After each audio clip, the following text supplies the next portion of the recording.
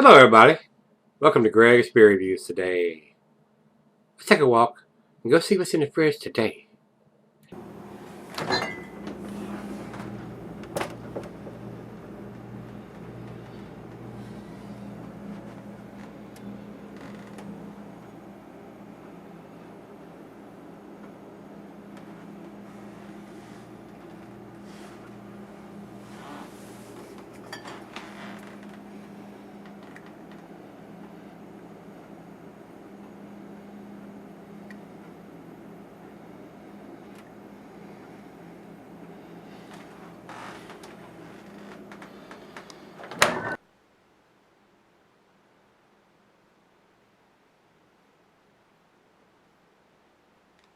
Hello everybody, welcome to Gregsbeerreviews today. Thanks so much for stopping by. I do appreciate it, guys. We're going to do one from Untitled Art.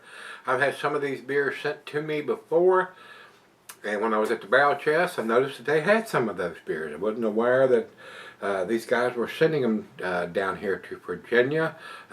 You have to go to a beer store. You can't get them in Kroger's or the little gas station beer stores around here.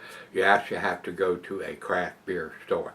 And I was very impressed with what Untitled Art was doing.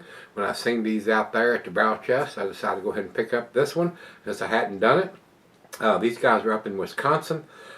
This is their Hazy IIPA, and this is, according to the can, version 7.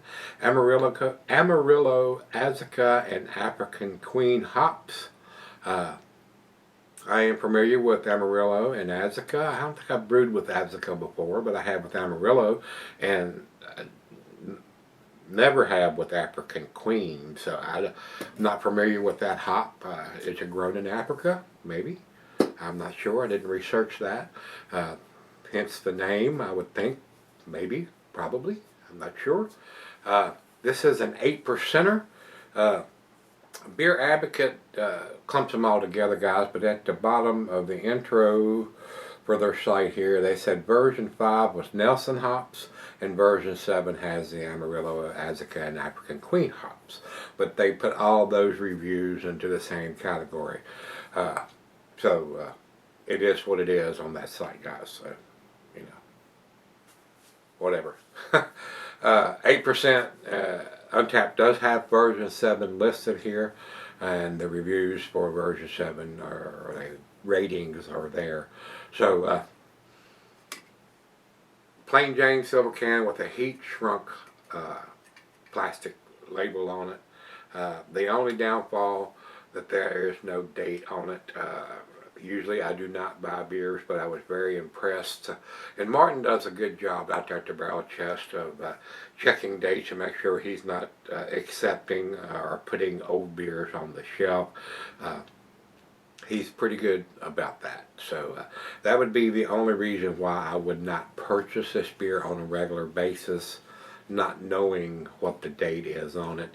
And this can may have got through, and some other ones may have had it. It may be on the carton that they put them in.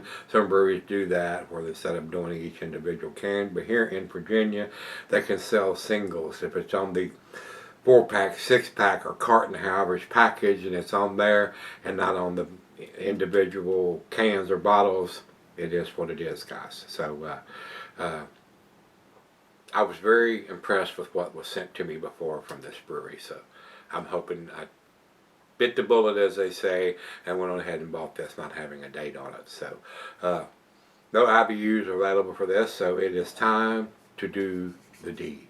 Let's get it opened up, get it into the glass. These guys are doing some very, very tasty beers. Kind of cloudy coming out.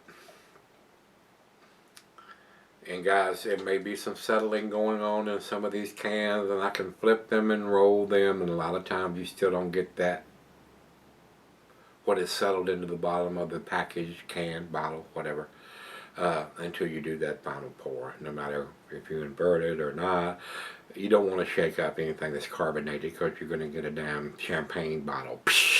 It's going to be spewing all over the place. So I usually try to get all that in there before I go off camera. So And when you shake it up like that or stir it around, it usually gets more carbonated and pours a big monster head a lot of times. So we'll get the rest of that in there. About a finger of head, guys. Definitely looks like a New England style double IPA. Looks like orange juice in the glass, don't you think? Very nice. Good looking beer. Very good looking beer. Let's get it to the nose.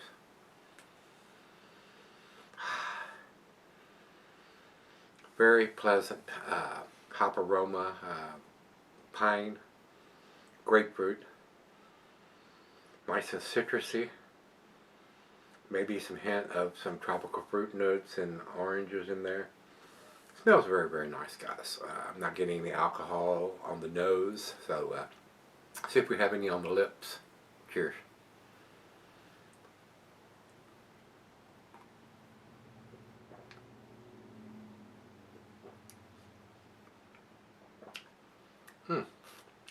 I was hoping for something a little more off the chain on this. This is pleasant, but this was a lot like the one we did yesterday, where nothing is off the chain. It's more balanced. Alcohol is definitely well hidden for an 8%er. It's very smooth and easy drinking.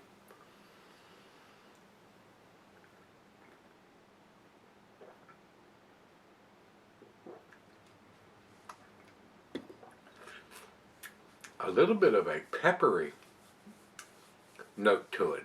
And that may be coming from the African Queen hops. Like I said, not knowing if that's a Southern Hemisphere hop. A lot of those hops grown in Australia and New Zealand and the Southern Hemisphere hops has a spicy note to it. To me, I'm getting a slight peppery note to the beer. So, very different. Definitely different. So let's get the back end pour and we'll swirl this around one more time.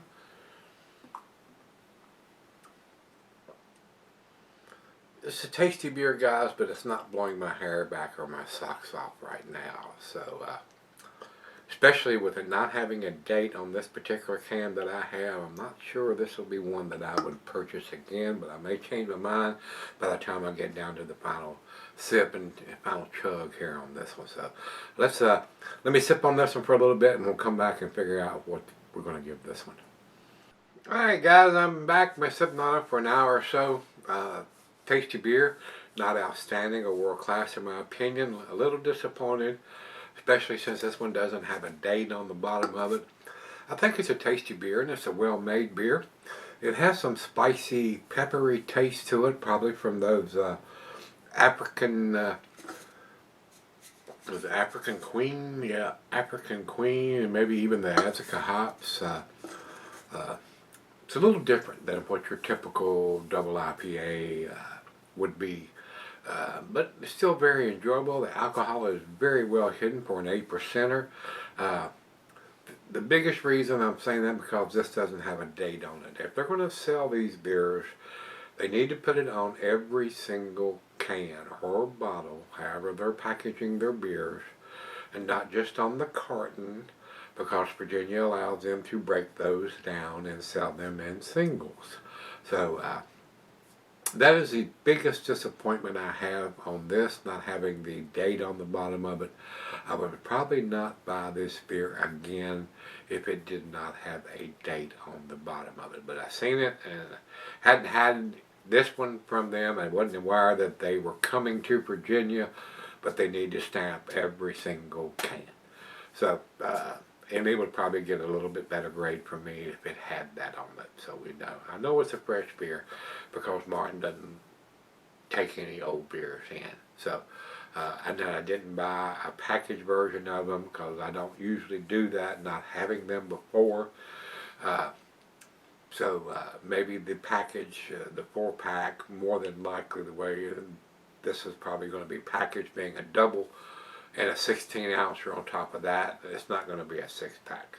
So needs to have a date on every single one of them. We're going to leave it at that. Final chug.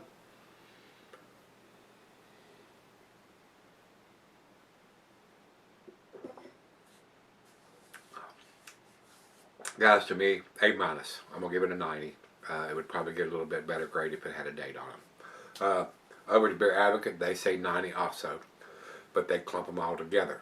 No matter what version or year or batch or whatever it is, they put them all together and they average all those out. Over to Untapped, they do have the version 7, which this one is listed, and they only have the 3.87, which is a B plus beer. So I'm giving it a better grade than that. It is a little different with the spicy, peppery notes, but still very tasty, very well made, very easy drinking. But it is a little different. So, if you've had this one, the version 7, Hazy Double IPA from Untitled Art, let me know what you think. Till we meet again, let's go see what's in the fridge.